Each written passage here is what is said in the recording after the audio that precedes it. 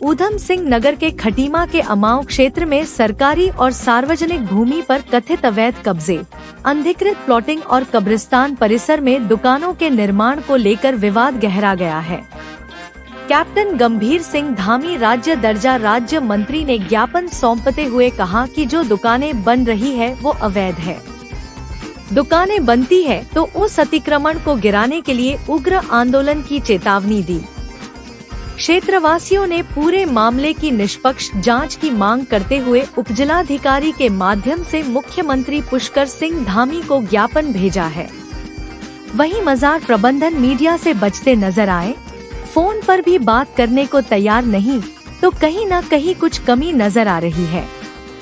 क्षेत्रवासियों का आरोप है कि अमाव क्षेत्र स्थित मजार के पीछे तथा वार्ड संख्या 3 और 5 में बड़े पैमाने पर सरकारी और सार्वजनिक भूमि पर अवैध कब्जा कर अनधिकृत प्लॉटिंग की जा रही है।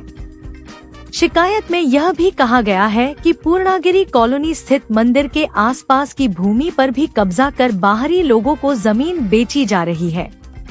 ज्ञापन में प्रशासन से पूरे प्रकरण की निष्पक्ष जांच कराने और राजस्व अभिलेखों के आधार पर भूमि का सत्यापन करने की मांग की गई है। वहीं प्रशासन ने काम रोक दिया गया है। शाहरुख खान अध्यक्ष कब्रिस्तान कमेटी ने बोर्ड की अनुमति दस्तावेज दिखाया। साथ ही शिकायतकर्ताओं ने मांग की है कि यदि जांच में आरोप सही पाए जाते हैं तो अवैध निर्माण और अनधिकृत प्लॉटिंग पर तत्काल रोक लगाई जाए तथा नियमों के विरुद्ध भूमि की खरीद फरोख्त करने वालों के खिलाफ सख्त कानूनी कार्रवाई की जाए। ऐसा है कि जो ये मजार बना हुआ है, मजार के अंदर पहले इन्होंने क्या किया, पहले तो ये ग्रीन कपड़ा के चादर लगाया है, उसके बाद जो है इन्होंने दीवार लगा दी और दीवार के अंदर फिर जो है वो दुकानें बनाना स्टार्ट कर दिया।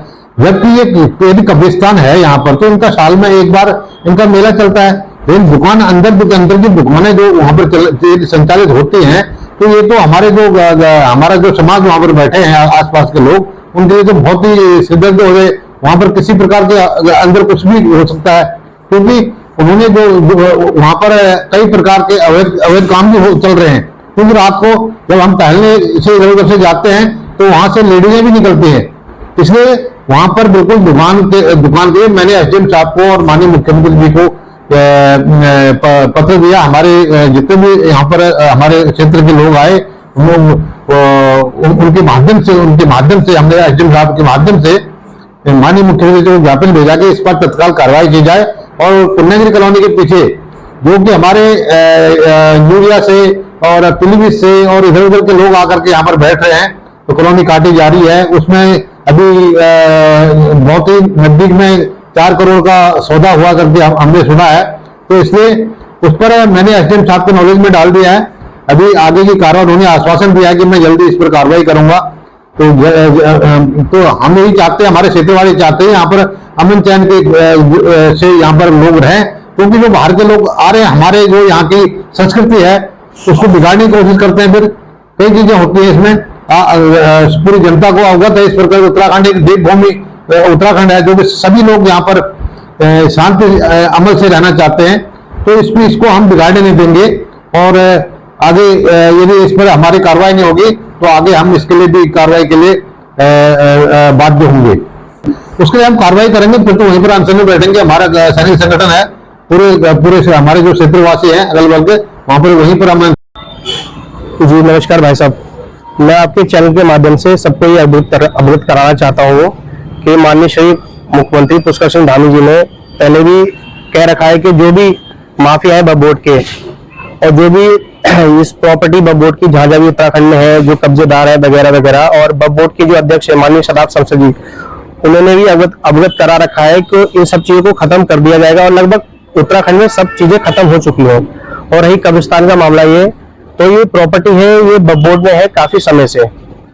तो जो पहले वाली कमेटी थी उसके कार्यकाल में कुछ काम नहीं हुआ था यहाँ, ना ही तो भाई साहब मिट्टी पड़ी हुई थी, ना वजू खाने का इंतजाम, ना ही पानी का इंतजाम, ना ही किसी प्रकार से कोई मैनेजमेंट इंतजाम था नहीं। फिर क्या हुआ, अब आपने ऑब्जेक्शन उठाया कि भाई अब बोर्ड को अवगत कराया है कि नई कमेटी इसमें आनी चाहिए। तो नई कमेटी हमारी आई, तो हमने पूरा सर्वे कराया कि किराया कितना है। किराया मात्र 500 रुपए है पर दुकान का। और आज के टाइम में आप बताइए 500 रुपए में क्या हो रहा है, 36 दुकानें हैं तो उसका किराया 17-18 हजार रुपए आ रहा है। उसमें से हम 5000 तो वॉचमैन को दे देते हैं और बाकी इलेक्ट्रिसिटी बिल है, वाटर सप्लाई के बिल है और भी चीजें हैं। तो हमारे हाथ में या कमेटी के हाथ में तो कुछ आ नहीं पाता वैसा, उससे हम मैनेजमेंट या कब्रिस्तान का डेवलपमेंट कैसे कर पाएंगे। तो इस कारण को हमने देखते हुए सब समस्याओं को देखते हुए वक्फ बोर्ड से अपील की कि हमें भाई ऊपर की दुकानों की बनाने की परमिशन दी जाए, जिसमें वक्फ बोर्ड की भी आमदनी बनेगी। और ये सारी प्रॉपर्टी आप थोड़ा कैमरे के माध्यम से दिखाइए कि इसकी वक्फ बोर्ड की प्रॉपर्टी की हालत क्या है, अभी जो दुकानों की हालत क्या है। तो ये दुकानों की हालत ये क्षतिग्रस्त कभी भी किसी भी प्रकार से कभी भी किसी समय हो सकती है। तो उसमें जिम्मेदारी किसकी आएगी, कमेटी की आएगी, बोर्ड की आएगी। तो बोर्ड ने इस चीज को हमने जब रखा है तो बोर्ड ने संज्ञान लेते हुए नई कमेटी नियुक्त की, जिसमें मैं पदाधिकारी शाहरुख खान अध्यक्ष हूँ। तो मेरे उससे विचार से मैंने सोचा ये क्यों ना ये दुकानें बनाई जाए और बोर्ड की गाइडलाइन के अनुसार जो भी बोर्ड जिस प्रकार से इसको आवंटित करेगी, जैसे भी समाज को लेके अपने सब चीजों को लेकर करेगी, उसमें जो आमदनी आएगी तो उससे हम कब्रिस्तान का डेवलपमेंट करेंगे। पहले तो इस पूरे कब्रिस्तान में भाई साहब आप देखिए कितनी मिट्टी की आवश्यकता है। अब वजू खाना यहाँ जर्जर हालत में है, वजू खाने का इंतजाम, कोई भी डेड बॉडी आ जाती है तो फ्रीजर का इंतजाम नहीं है कोई भी किसी प्रकार से, और भी चीजें होती हैं। कोई शहर का कब्रिस्तान है, लोगों के आने जाने के लिए कोई रेस्ट रूम नहीं है, यहाँ पे किसी प्रकार से कोई भी सुविधा नहीं है।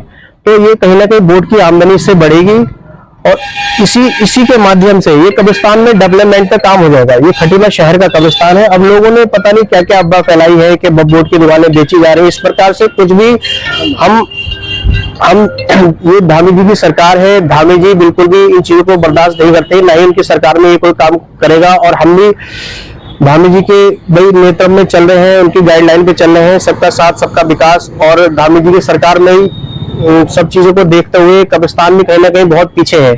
भाई अल्पसंख्यक विभाग की जो जगह है कब्रिस्तान, ये बहुत पीछे है। इन सब चीजों को देखते हुए बोर्ड ने भी भाई कहा ठीक है इसको डेवलप करो।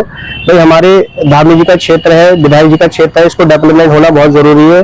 तो हमने भी सोचा क्यों ना हमारे कब्रिस्तान में डेवलपमेंट हो, पार्क जैसा दिखे। रात बिरात किसी प्रकार से भी कोई भी डेड बॉडी आ जाती है या मैयत आ जाती है तो बेधड़क होकर आदमी आके खुशहाली दफना कर जाए। बस भाई साहब मैं ज्यादा तो कह नहीं पाऊंगा। मैं लोगों को और आवाम को आपके चैनल से यही समझाना चाहता हूं कि ऐसा हम कोई भी काम नहीं करेंगे जो सरकार के, प्रशासन के या बोर्ड के खिलाफ हो। और माननीय मुख्यमंत्री जी ने पहले भी सबको अवगत करा रखा है कि माफिया जितने भी है बोर्ड के, उनको सब खत्म होना चाहिए। और हम भी उसके खिलाफ हैं। पहले यहाँ माफिया बोर्ड का कब्जा था, दुकानें सब ऐसी उर्द-बुर्द कर रखी थी। हमारे आने के बाद हमने सोचा कब्रिस्तान में कोई डेवलपमेंट नहीं, तो हमारा विचार यही है कि हम कब्रिस्तान को डेवलप करेंगे। तो इसी कारण से ये प्रकार यही है कि वक्फ बोर्ड की पहले दुकानें, वक्फ बोर्ड की परमिशन लेके पहले ये दुकानें बनवा दी जाए और कुछ आमदनी बढ़ाई जाए, उसमें कब्रिस्तान का डेवलपमेंट भी हो। कुछ शिकायत प्राप्त हो रही थी कि ये जो कार्य चल रहा है उसमें खंती की जमीन भी आ रही है। तो खंती की जमीन क्योंकि सरकारी जमीन होती है, इसी के दृष्टिगत तहसीलदार जो खटीमा है उनको भेज के इसकी जांच कराई गई और उनसे जो भी निर्माण कार्य में वहाँ पे लिप्त थे लोगों से उनके पेपर मंगाए गए। जब तक पूर्ण रूप से स्पष्ट जो दस्तावेज है उपस्थित नहीं किए जाते तब तक के लिए काम रोक दिया गया है। इसमें आगे निर्णय जो है वो दस्तावेज देखने के बाद किया जाएगा। जी, अगर दस्तावेज सही नहीं पाए जाते हैं और सरकारी जमीन पे ये निर्माण पाया जाता है तो अतिक्रमण का मैटर बनेगा और फिर इसमें नियमानुसार कार्रवाई आगे करी जाएगी, जिसमें दृष्टिकरण भी किया जा सकता है।